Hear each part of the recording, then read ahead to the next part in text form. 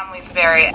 Arlene Schofield. My name is Shireen Snow. My name is Carla A. Miles. Diana Camuto. This is Christine Dunford. I'm me, Eden. Caroline Macy. This is Walker Fannin. Lydia Camille Dixon. I'm Sarah Dates Warden. My name is Linda Preston, and you're watching the Keith Andrew Network.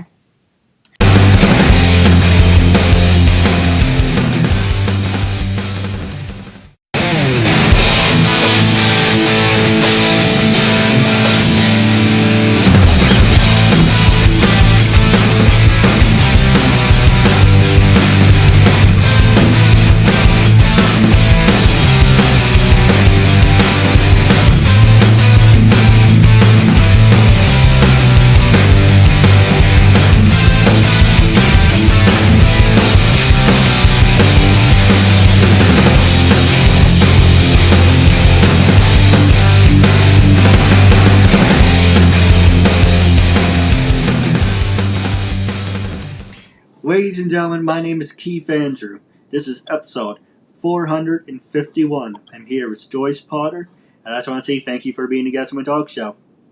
Thank you for having me. The honor's all mine. Now, for people who want to know what my talk show is about, the whole point of my talk show is to show people that even with having a learning disability, I can still amount to something.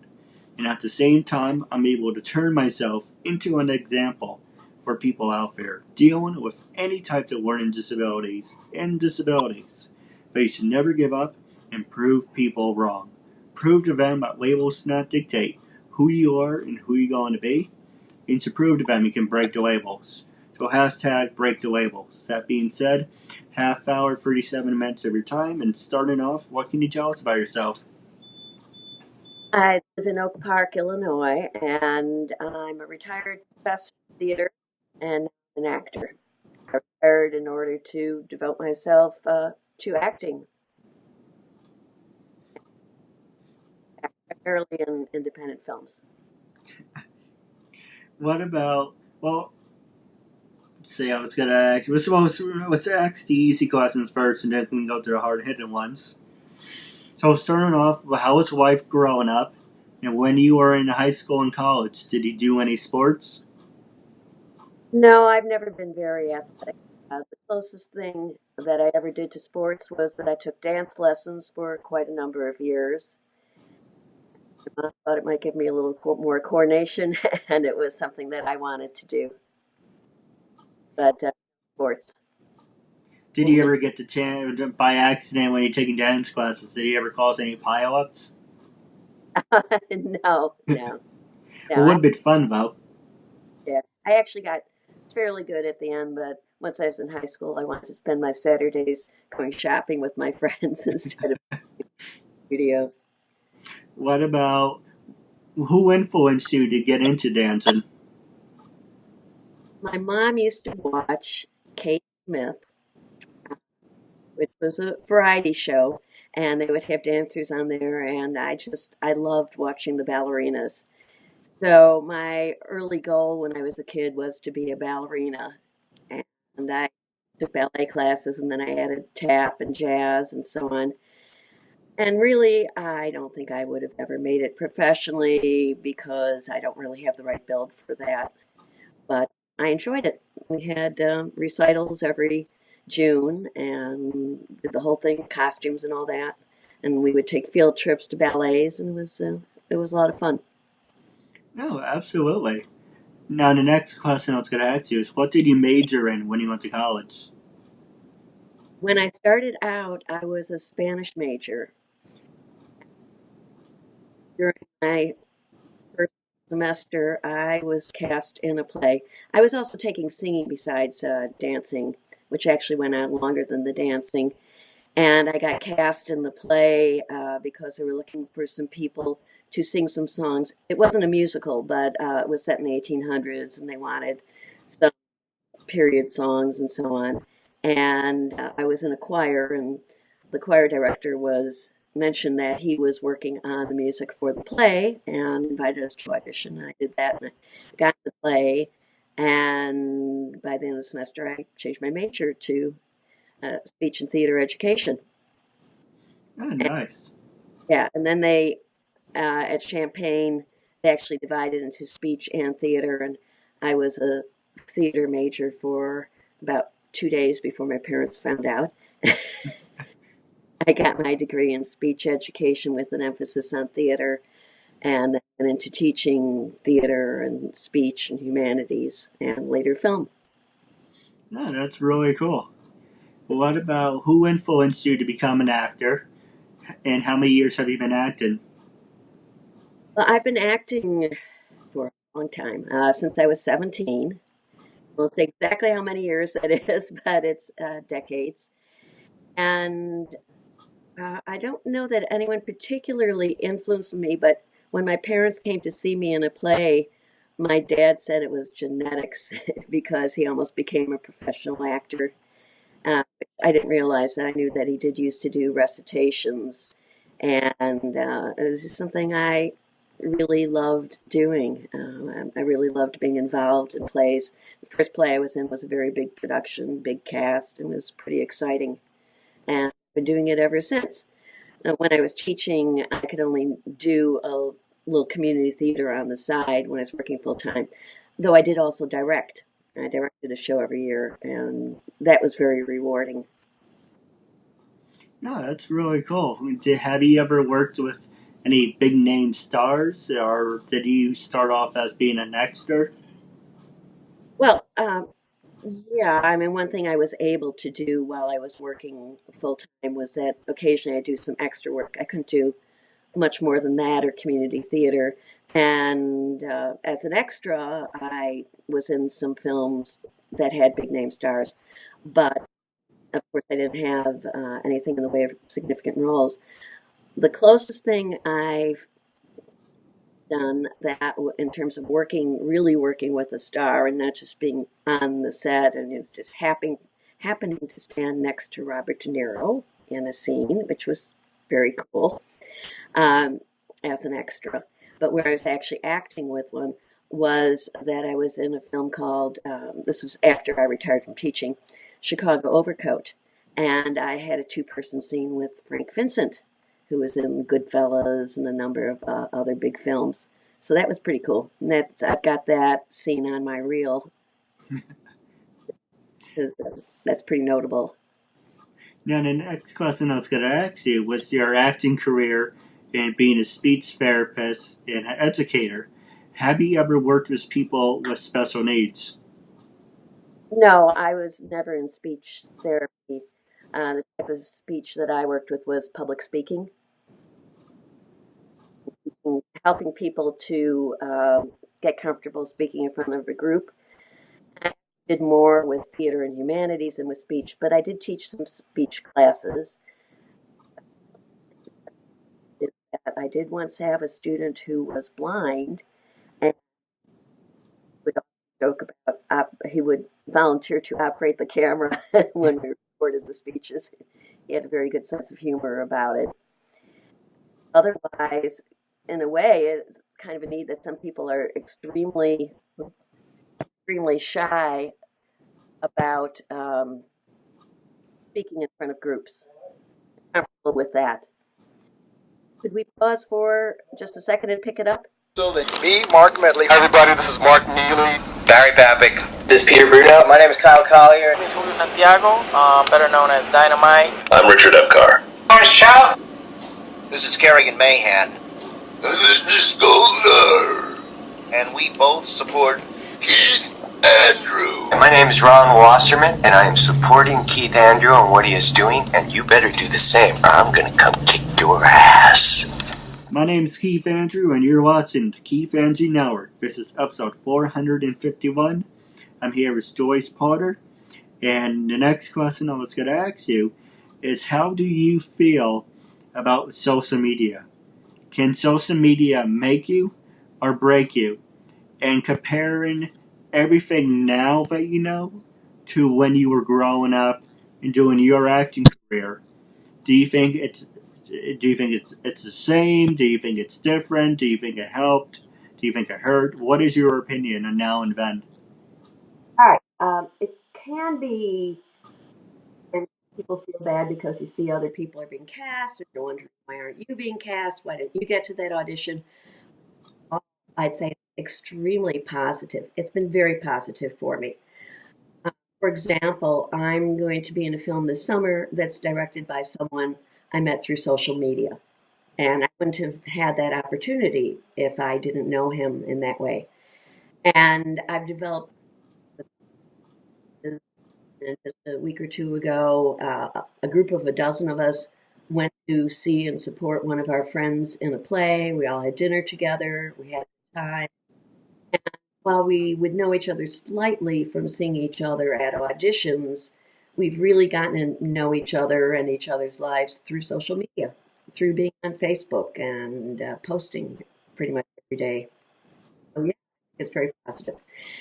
The biggest negative, I think, is that, at least in Hollywood, I think there's too much emphasis put on it, because I've heard casting directors say that when they're choosing who to call in, who to cast, that one of the big factors is how many social media followers do they have.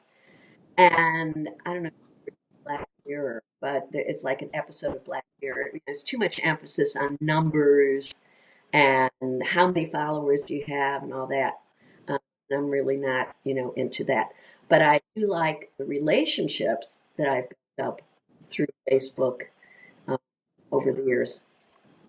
I've also more students that way, which is pretty cool to see what they're doing and that they're still pursuing theater. No, I agree. Mm-hmm. And I just want to know, how good is your Wi-Fi connection? Am I freezing? Can you hear me okay? Oh, yeah. Yeah, I can hear you fine. I don't know if you can hear me, but I can hear you fine. Yeah, there's like certain parts where that cuts out. But right now it's fine. Okay, good.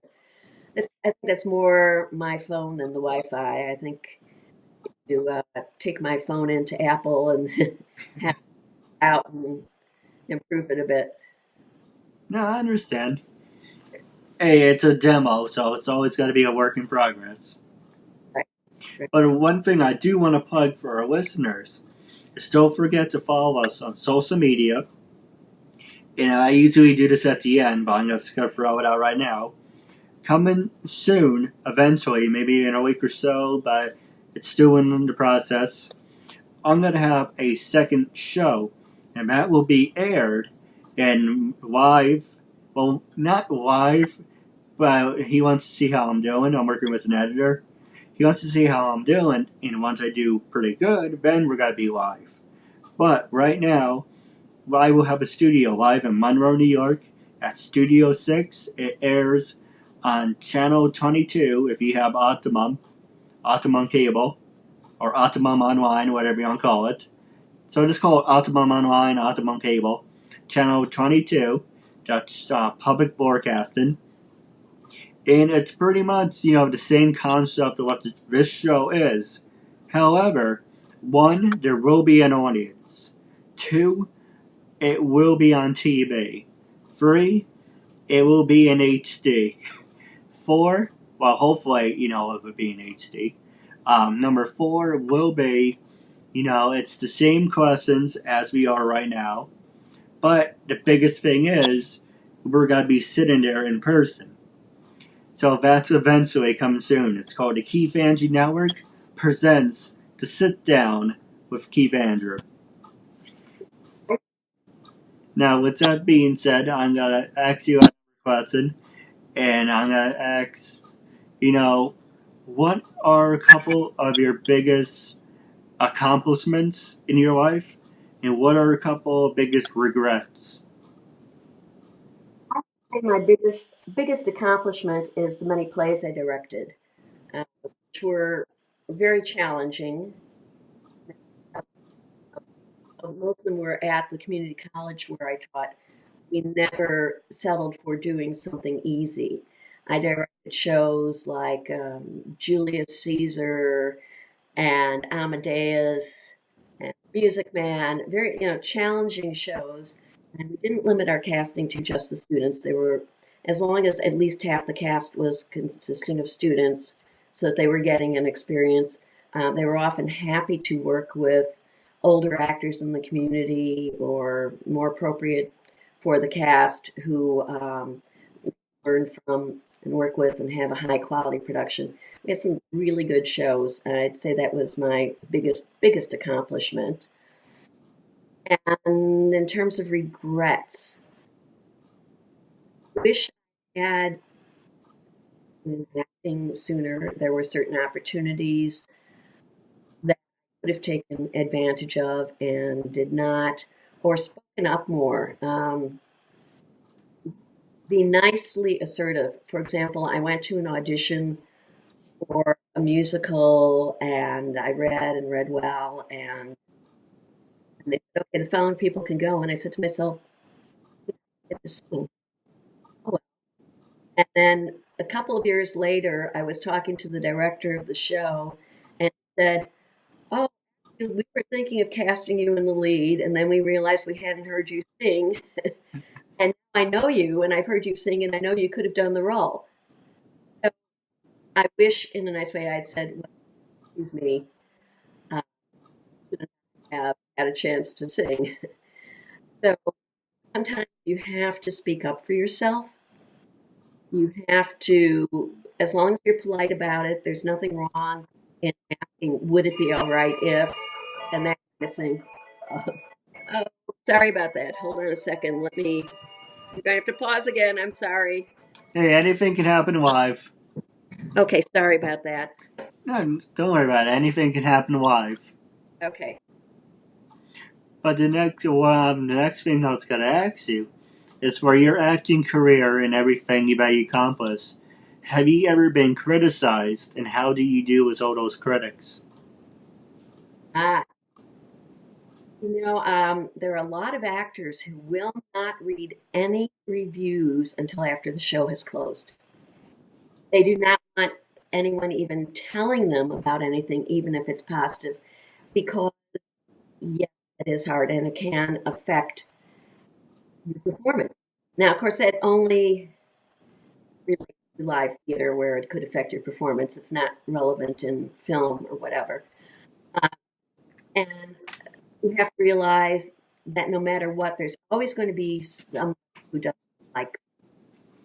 And it's so rare to find unanimity about that, where everybody likes performance, and it's difficult. But you have to put in perspective that that's the case, and that there are going to be people who don't like something, but there are also people who really like it.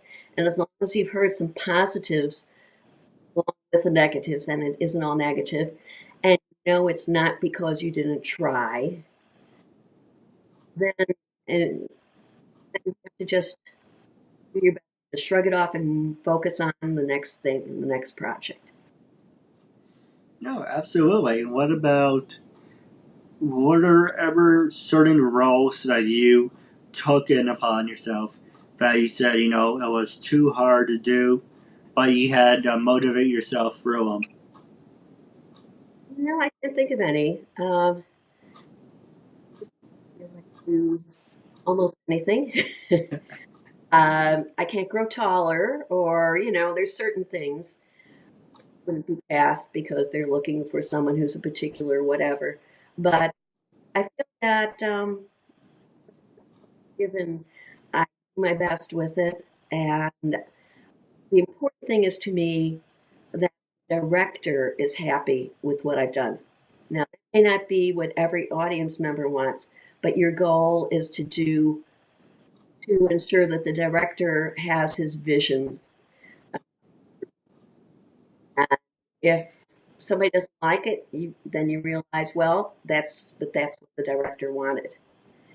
And I think I've always pleased my directors, so I'm happy about that. No, absolutely. Now, the next thing I'm going to ask you, it's wrapping up our questions now, is the first one I'm going to ask you is, one, are you on social media, like Twitter, Facebook, LinkedIn, Stage 32? Are you on any of those? And people who want to follow in your footsteps, what websites would you recommend the most? I am only on Twitter in the sense that I Facebook accounts. I'm on Facebook. I check Facebook every day. I have my personal page where I include some professional activities, but there's also things like, family photos. And then I have my pro page or fan page. And with the personal page, there's you submit friend requests. With the fan page, anybody can like that page, Joyce Porter /actress. Anyone's welcome to follow me, and the only thing that goes on there is strictly professional activities. People want to see what I'm doing acting-wise, and they don't know me personally and don't want to see, hear about my son's wedding or whatever, which is coming up, which I'm very excited about. Well, congrats. Thank you. And if you want to become an actor, you're going to want to start with background work is what it's called, being an extra. So you would Google background work in whatever city you're in, players or extra work. And then you want to do student films. So you want to contact the local colleges. You want to be asked for the film department, asked to be in their casting files. Or if you like live theater, local community theaters, depending on what your interest is. And then once you have a little background and you can develop a resume, then you want to be on Actors Access, Networks, and Backstage.com. Those are the main sites that provide the auditions. No, absolutely. Now, I got to know a lot of people from the SAGs group, Backstage. So I'm always looking for people who I like to be on there. Facebook, Twitter, anyone that I come across that I really like. Like you're an example. If I like what you do, and you're an actor, comedian, wrestler, whatever, and I feel like you would be a good fit, here we go. We do the show. Right. Yeah, and I have had people contact me, things like that, and ask me to audition for things. And sometimes I'm interested, sometimes I'm not, but I've gotten some nice roles where I didn't even know about the role, wasn't looking, but someone contacted me. So those things are important. And then, of course, the other thing you want to do once you have a resume is to try to get an agent. Generally, agents don't get you work. You have to keep in mind you're going to get most of the work yourself. But sometimes you do get some very nice things from agents, such as a couple of weeks ago, I had a really nice voiceover gig, which is something I haven't mentioned, that I do voiceovers. It was a real surprise that my agent said, "Why don't you record these few lines? Would you be available tomorrow?" And I was recording the next day. That's really cool. Now, go ahead. I'm sorry. All right, now the last question. I do have a couple questions for you off the air. But wrapping up our interview segment, it's when I first approached you to be a guest on my talk show. What was your first reaction, and what made you say yes? It sounded like fun, and you would help you, which is a positive. But maybe it's something that might let someone know about me, and it's just been a fun experience. No, absolutely. Now, we're wrapping up our interview segment. Stay tuned for off the air. While wrapping up our segment, it was a real honor and privilege to have you as a guest, and I'm looking forward to part 2 down the road.